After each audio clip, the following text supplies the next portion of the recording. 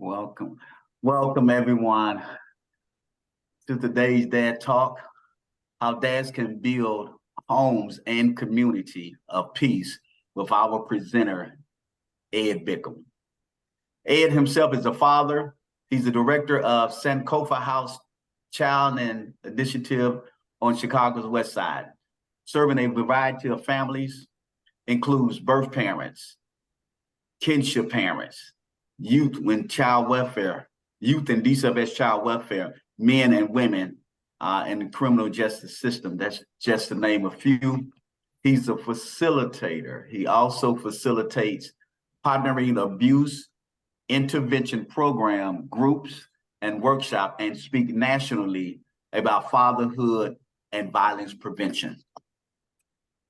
We're going to start off with a couple questions, and because this is DV awareness, the Domestic Violence Awareness Prevention Month, Ed, first of all, welcome to the Dad Talk, sir. I have a question for you, and this question is, how widespread of a problem is domestic violence in our community? It's a major problem in our community. I'll start on a national level. 24 people every minute are victims of domestic violence.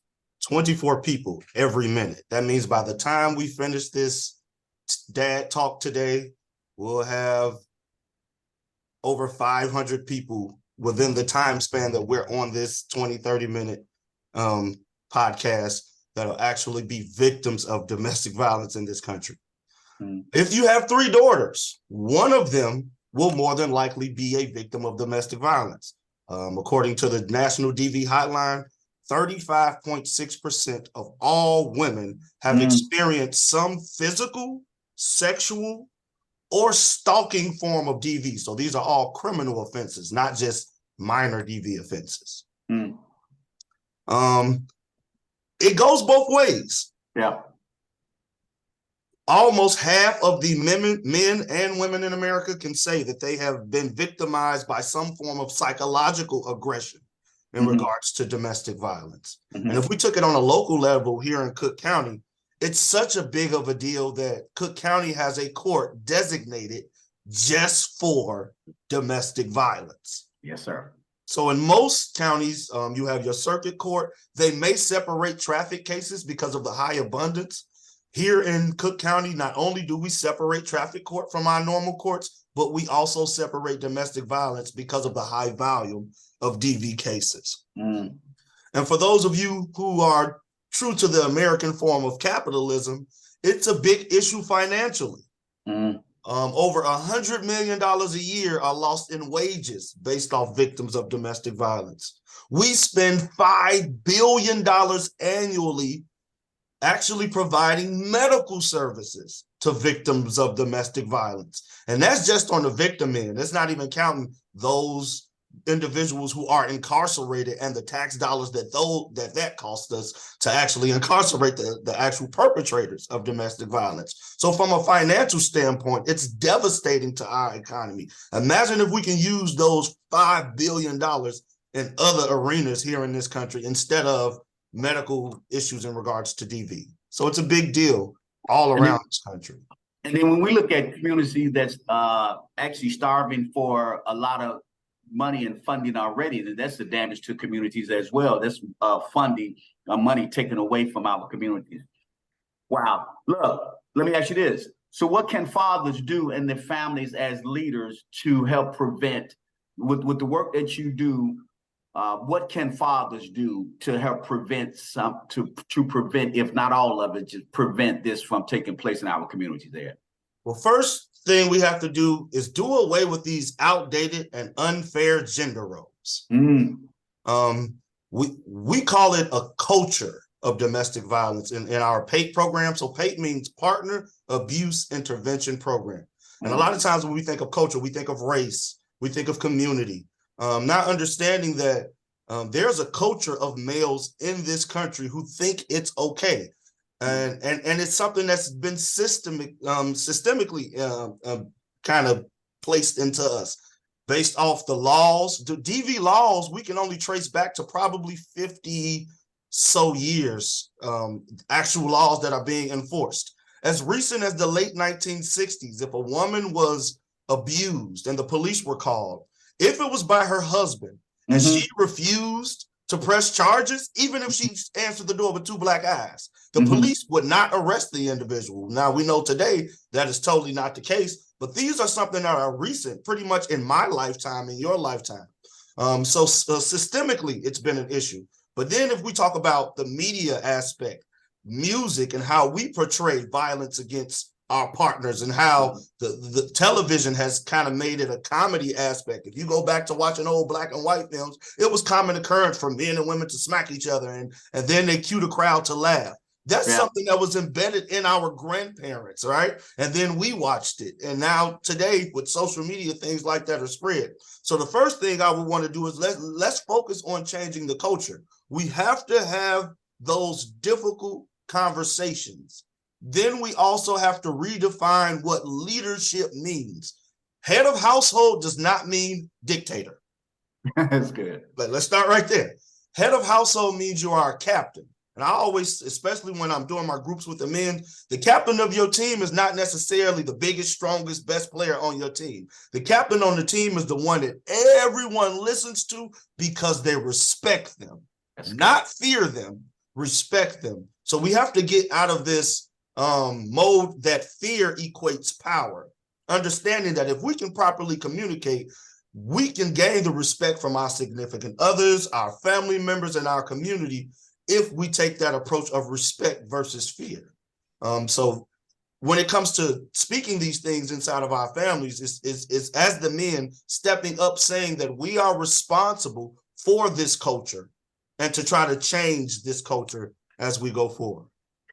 Well, you actually led me into my next question. And I know with a lot of the work that we do with the workshops, having a space for men to be able to come and to talk about some of the challenges, to help lead and help teach them about the importance of fatherhood. What can fathers do to help teach their children about peace in the home and building a healthy relationship? What are you seeing when it comes down to what is the conversation like? What can we do, or what can the fathers do to make sure that change is taking place in their home as well as their communities? First thing we can do is be a role model. The same way when my son, so for those, what you didn't say about me is, one thing about me was I was a boxer, right? A boxer as well as a wrestler as a youth, right? So combat is something that's embedded in my DNA. So of course, when I had a son, the first thing I said is I'm going to teach him how to fight, right? Yeah. Which is a noble thing that's passed on from generation to generation. But I remember my first week at boxing, and I came home and I told my mother, I said, "Mother, I don't want to go back to boxing." And she said, "Well, why?" I said, "Because I've been there a week and I haven't punched anybody, and then nobody has punched me. All I've been doing is push-ups, sit-ups, and running. I don't want to do this anymore. This is not what boxing is supposed to be." She took me to my boxing coach, and my boxing coach said, "This is first about discipline. How you act inside of that ring is totally different than how you should act when you are out in the real world." So when I did teach my son boxing, that was the first thing that I said to him was, what I'm teaching you how to do is defend yourself if you are ever in trouble. But this is not how you go out and you act in the world. This is inappropriate for the classroom, for your relationships, for your family members, for your friends. Horseplay is one thing, but the skills you learn here are not to be transitioned anywhere else. So one, we have to be the role models to show that there is a time and place for everything, but you have to model my behavior, and my behavior should be based off peace. As humans, we are naturally a peaceful people, contrary to what history has shown us, right? We promote violence so much that we don't understand that most of our tenets, no matter what your religion or faith base may be, is centered around peace. As men, we have to be the spearheads of that peace. Usually when you see violence, the first picture you see when violence is attached is a man. Our goal is to kind of change that narrative, be the voices for peace. So it starts with being a role model, but then it also goes on to getting them to understand your role as the captain of that team. it insists that we are a team. So, and even though I may be the captain, everyone on this team has a role. And the only way that I can make you flourish in your role is if I'm positive, peaceful, respectful to you, and I can communicate those things to you without inflicting my will. Domestic violence is based off power and control. Yeah. If you ever take a DV class, you're going to hear those two words so much. We have it posted around the office. We say it so much. It's centered around power and control. Yeah. In order to be able to get people to do the things you want, you don't have to inflict your will on them. You don't have to show them how powerful you are. Persuasion works a whole lot better if you've been taught the art of persuasion. But sadly, in this country and in most parts of the quote unquote civilized world, we use force as a means to make people to do the things we want. And that should be unacceptable in our households and in our communities. We had a conversation earlier this week, and you talked about the guys who's been in the group longer versus the guys who just got into the group. And you can see the difference in the conversation and the behavior of the guys who's been in the group for a while versus the guys who's just starting in the group. And you talked about in terms of not bashing women in terms of the group. Talk about that for a minute as I also give you the next question. The next question is, what can fathers do right now in their community to lead and to help get rid of the problem? But first of all, I want you to give us an insight, take us into the group for a minute and talk about that, what we talked about this week. Okay. Well, the normal PAPE group lasts anywhere from 25 to 30 weeks. So we're talking a 6-month program at least. That's done on purpose. That's done by design. There's a few reasons why it's done so long. One, we understand that it's a culture, and you can't send somebody to a 3 or 4 week class and think that they're culturally going to change, right? Mm-hmm. So we want to be able to monitor their behavior, their interactions for at least 6 months to see where they go. Another reason is, like in our particular group, we have a male-female facilitator, right? So mm-hmm. I'm the male, and then there's a female facilitator mm-hmm. as well. That's done for 2 reasons. One, we want them to see on a consistent basis a positive interaction between a male and a female. 2, we want them to see on a consistent basis how the male protects the female, but catch this part, how also the female protects the male. Every chapter we allow new people in. So the people who started day 1 are still here. We just finished week 24 of our 26-week program. So we have some people who are in 2 weeks will be finished in the program. We have some people who started yesterday, right? So you got the new guy who came in yesterday. And then you have the people who've been here for almost 6 months. And you can tell how things have changed. If we ask them the same question today that we asked them 24 weeks ago, they'll give you a totally different answer. Now, in the group, in the beginning, usually the facilitators have to check things, right? What do I mean by that? When people we call it male adopted behaviors and language, MAL, short for male. That's when you speak in a way that's belittling to the opposite sex, that's demeaning to the opposite sex, that put you on a higher pedestal or a higher authority. In the beginning, the facilitators call people when they use certain words and things of that nature. But as we progressed on, if someone new comes into the group and says something inappropriate, before I can even open my mouth, the guys who've been there for 4 months, 5 months, check it in the beginning. Hey, we don't use that type of language here. Hey, instead of saying that word, say this word. Hey, the reason we don't use that is because we don't like stereotypes. If women were to put us in a box, we wouldn't like that. So in this room, we don't put them in a box. And to see the dynamic of the room, the way they kind of police themselves is a powerful thing, because some of these guys in week 1 were way worse than the new guys coming in. So just to see that dynamic progress. But again, it's a pattern of behavior that can't be solved within a month. So to see the progression over weeks 1 through 5, 5 through 10, 10 through 20, you can see the dynamic of it. So when you see that, it's a powerful thing to see, but it also shows us that when we think they're not listening, they actually are listening. And culturally, it's doing something to them. We always say this: your thought process dictates your behavior. Our goal is to change the thought process, and in turn, hopefully that will change your behavior. Awesome. So look, so we're going to talk about some of the other things that we're offering later, but in this last 4 minutes, man, I want you to answer the question in terms of what can fathers do right now in their community to lead the way in getting rid of the problems. Because if they're there, they're in the group, they're getting the information, they're changing the way they think, which changing the way they behave, then to me, it says that, okay, let's go into the community and help affect change right there. What are your thoughts about help encouraging them to go into the community and help change and to begin to speak positive about family and peace and building a home in the community with peace? I always say, if you see something, say something. A lot of these brothers don't know better. Again, it's a cultural thing. It's something that's been embedded in them. No man has told them that that is inappropriate. And what I've learned, that when you can have a real conversation with another man face to face, eye to eye, and they tell you you're wrong, you're open into listening to that. And sadly, in our communities, a lot of them have not once in their life had a brother pull them to the side and say, hey, what you just did was inappropriate. We have to understand that violence, by and large, is learned behavior.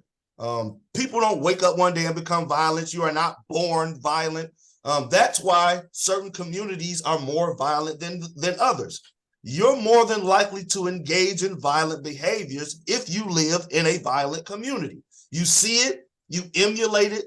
So our goal is, one, to be the role models, but actually speak up.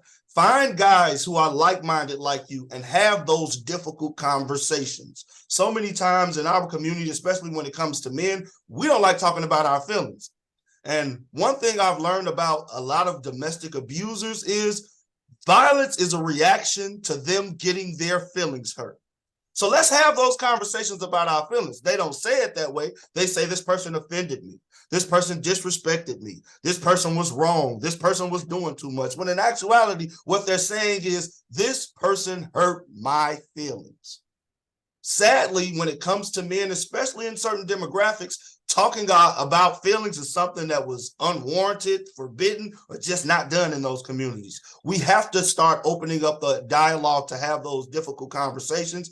And then from there, we take a united front to spread the word to other fathers in the room.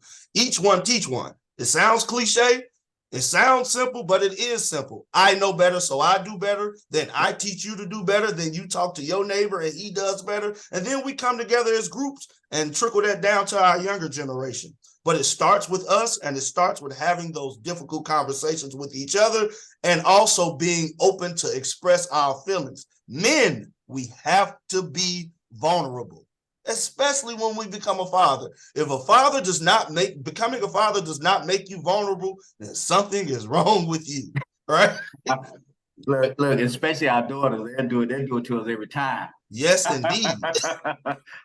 Look, well, this has been a great opportunity. I know some of the work we're doing. We have Ernestine Brown, who's also on the call as well, and she leads a winning building a winning team, and that conversation is held with women and helping them understand and how to build a healthy relationship with men. And sometimes we co-facilitate. Her and I have co-facilitated groups as well to just kind of give both perspectives so that we can make sure that we covering the whole family.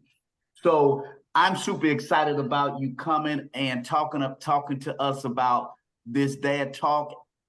Using the 18 minutes that we have, I think it's so impactful with what you're doing. This have to be a part two. We have to have a part two to wrap up exactly what we're doing. We're gonna end. I'm gonna ask the tech we're gonna end this recording, but we want you to stay on and have